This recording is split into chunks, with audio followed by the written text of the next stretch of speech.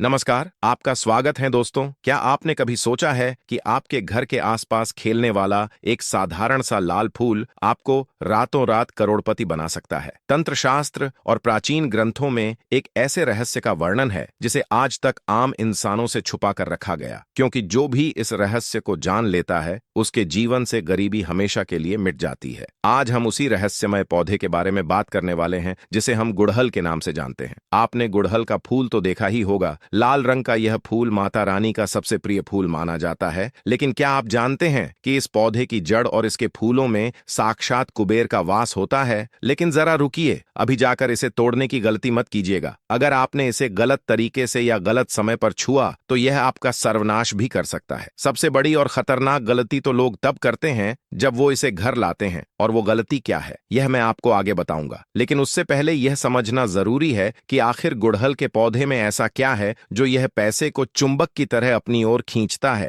ब्रह्मांड में हर एक चीज की अपनी एक ऊर्जा होती है, अपनी एक फ्रीक्वेंसी होती है। हमारे आर्षि मुनियों ने हजारों साल पहले ही यह जान लिया था कि कुछ खास पौधों में ऐसी दिव्य ऊर्जा होती है जो ब्रह्मांड की सकारात्मक शक्तियों को अपनी तरफ आकर्षित कर सकती है। गुड़हल का पौधा मंगल और सूर्य ग्रह से सीधा जुड़ा हुआ है। जब किसी इंसान का मंगल और सूर्य मजबूत होता है तो उसे जीवन में राजयोग मिलता है, चारों तरफ से पैसा आता है और समाज में मान सम्मान भी बढ़ता है। लेकिन सिर्फ पौधा लगाने से कुछ नहीं होता, इसे सिद्ध करने का एक बहुत ही गुप्त तरीका है। तंत्र विद्या के अनुसार अगर गुड़हल का पौधा कहीं भी दिख जाए तो उसे एक खास विधि से चुपचाप तोड़ लाना चाहिए। चुपचाप का मतलब है कि जब आप इस पौधे के पास जाएं या इसका कोई हिस्सा अपने साथ लाए तो ना कोई आपको देखे और ना ही कोई आपको टोके। यह बहुत जरूरी है। अगर किसी ने टोक दिया तो इसकी सारी दिव्य ऊर्जा वहीं खत्म हो जाती है। प्राचीन काल की एक बहुत ही रहस्यमय कथा है। एक बार एक बहुत ही गरीब ब्राह्मण था जो दिन रात माता लक्ष्मी की पूजा करता था, लेकिन उसकी दरिद्रता दूर नहीं हो रही थी। एक रात उसे सपने में एक सिद्ध घोरी ने दर्शन दिए और कहा कि हे ब्राह्मण, तेरे घर के पीछे जो पुराना कुआं है उसके पास एक लाल गुड़हल का पौधा है। तू मंगलवार की रात जब पूरी दुनिया सो रही हो तब वहां जाना और बिना किसी को बताए, बिना पीछे मुड़कर देखे उस पौधे की थोड़ी सी जड़ ले आना।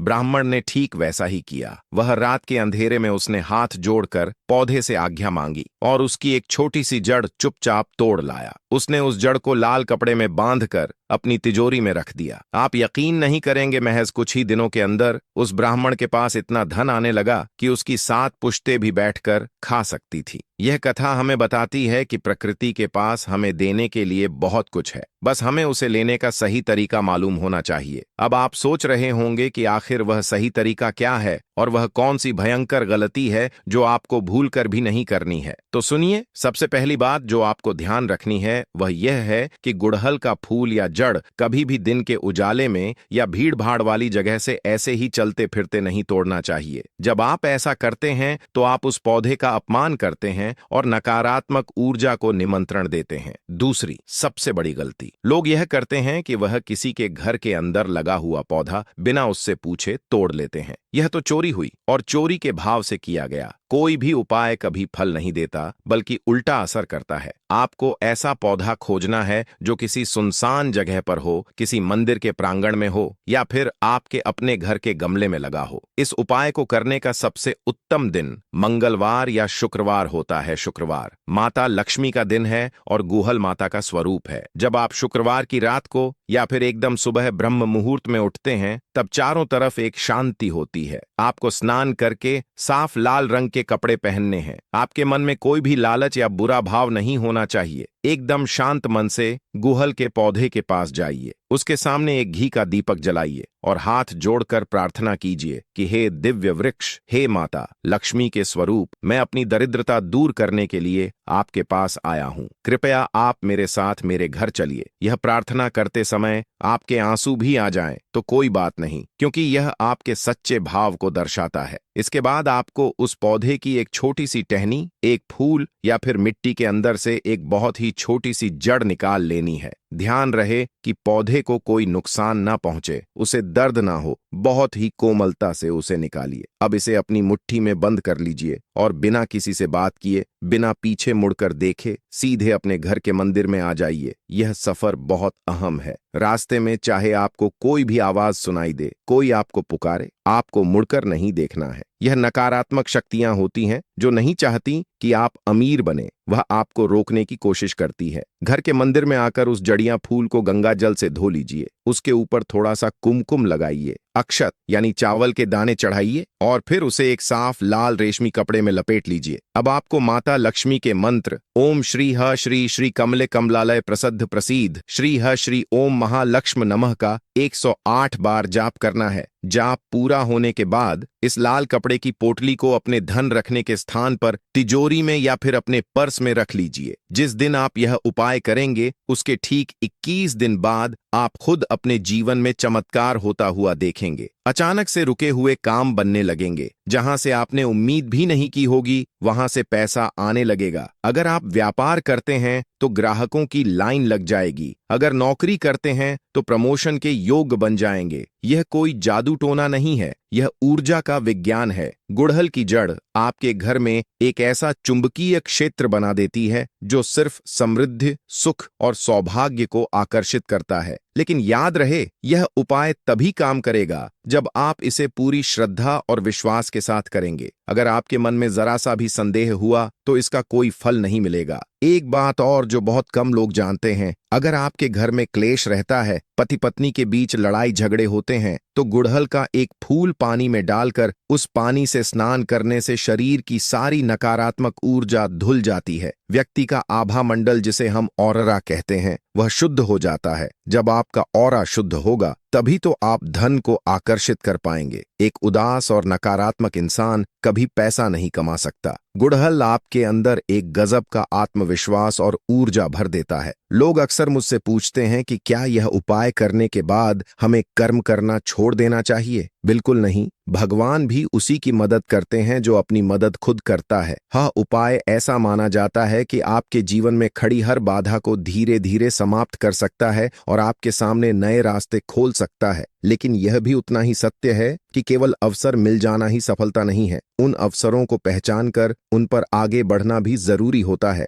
जब आपकी मेहनत और इस उपाय की सकारात्मक ऊर्जा एक साथ काम करती है, तब आपके लक्ष्य की ओर बढ़ने से आपको कोई भी शक्ति रोक नहीं पाती। कई बार ऐसा अनुभव भी होता है कि जब आप गुड़हल का फूल या पौधा लेने जाते हैं तो वह या तो सूखा हुआ मिलता है या आपको मिलता ही नहीं। इसे संकेत माना जाता है कि अभी समय अनुकूल नहीं है या आपके आसपास कुछ नकारात्मक प्रभाव मौजूद हैं जो आपको आगे बढ़ने से रोक रहे हैं। ऐसे समय में हताश होने के बजाय धैर्य रखना चाहिए और लगातार 11 दिनों तक हनुमान चालीसा का पाठ करना चाहिए। इसके बाद फिर से इस प्रक्रिया को दोहराना चाहिए। ऐसा विश्वास किया जाता है कि हनुमान जी की कृपा से सभी बाधाएं समाप्त हो जाती हैं, क्योंकि वे साहस और शक्ति के प्रतीक हैं। अब यदि इस विषय को और गहराई से समझें तो हमारे प्राचीन ग्रंथों में दिशाओं के महत्व को बहुत विस्तार से बताया गया है। किसी भी पौधे को लगाने की दिशा और उसे तोड़ने का तरीका भी ऊर्जा के संतुलन से जुड़ा हुआ माना जाता है। वास्तुशास्त्र के अनुसार यदि गुड़हल का पौधा घर की पूर्व या उत्तर दिशा में लगाया जाए तो यह अत्यंत शुभ माना जाता है। पूर्व दिशा से आने वाली सूर्य की किरणें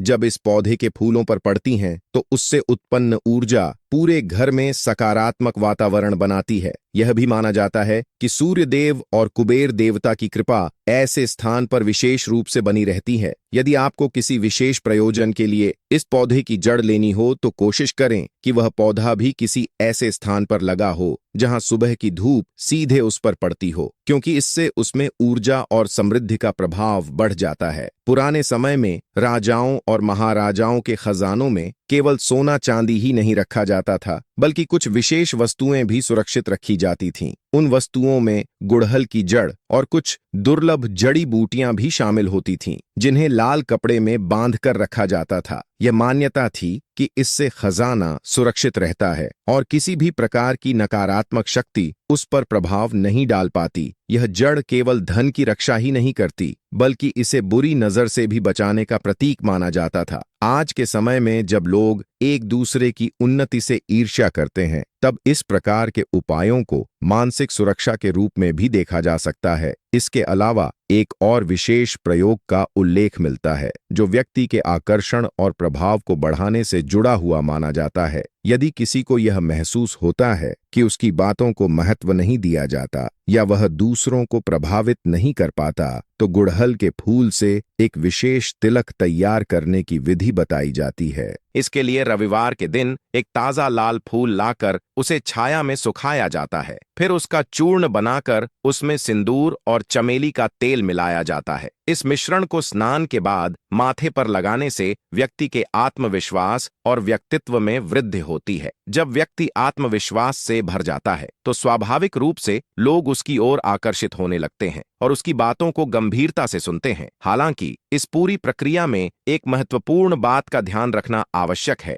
कि सफलता मिलने पर अहंकार नहीं करना चाहिए। घमंड व्यक्ति के पतन का कारण बन सकता है। जब आपके पास धन और सफलता आती है, तो उसका कुछ हिस्सा जरूरतमंद लोगों की सहायता में लगाना चाहिए। इससे आपके भीतर संतुलन बना रहता है और सकारात्मक ऊर्जा का प्रवाह जारी रहता है। यह एक तरह से प्रकृति के साथ सामंजस्य बनाने का तरीका है। समय समय पर इन वस्तुओं का नवीनीकरण करना भी आवश्यक माना गया है। जैसे दीपावली या होली के अवसर पर पुरानी जड़ को किसी साफ बहते जल में प्रवाहित करके नई जड़ स्थापित करना ऊर्जा को ताजा बनाए रखने का प्रतीक है। ऐसा माना जाता है कि स्थिर ऊर्जा धीरे धीरे प्रभावहीन हो जाती है, इसलिए उसे बदलना जरूरी होता है। घर के वातावरण को स्वच्छ रखना भी उतना ही महत्वपूर्ण है। सुबह और शाम कपूर जलाने से वातावरण शुद्ध होता है और सकारात्मकता बनी रहती है। कई बार लोग शिकायत करते हैं कि उन्होंने सभी उपाय सही तरीके से किए, फिर भी उन्हें अपेक्षित परिणाम नहीं मिले। इसका एक बड़ा कारण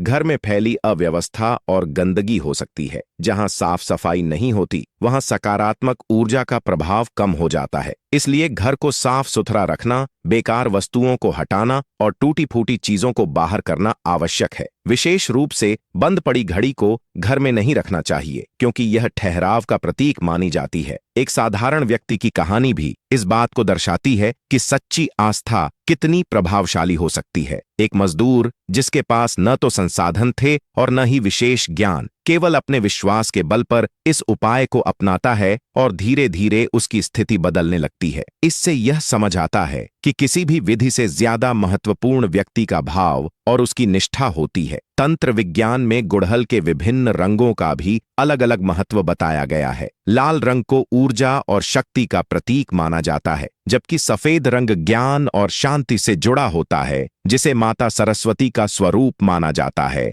वहीं पीला रंग भगवान विष्णु से संबंधित माना जाता है। लेकिन जब धन और समृद्धि की बात आती है, तो लाल रंग को सबसे प्रभावशाली माना गया है, क्योंकि यह जीवन में स्थिरता और सुरक्षा से जुड़ा हुआ होता है। प्रकृति में मौजूद हर चीज का अपना एक महत्व होता है, बस जरूरत है उसे समझने की। जो व्यक्ति इन संकेतों को पहचान लेता है, वह अपने जीवन में बदलाव ला सकता है। यह जरूरी है कि इन बातों को केवल सुना ही न जाए, बल्कि उन्हें जीवन में अपनाया भी जाए। जब विश्वास और प्रयास एक साथ चलते हैं, तभी वास्तविक परिवर्तन संभव होता है। अपने मन से संदेह को हटाकर यदि आप सकारात्मकता को अपनाते हैं, तो आपके जीवन में सुख, शांति और समृद्धि का मार्ग स्वयं बनता चला जाता है।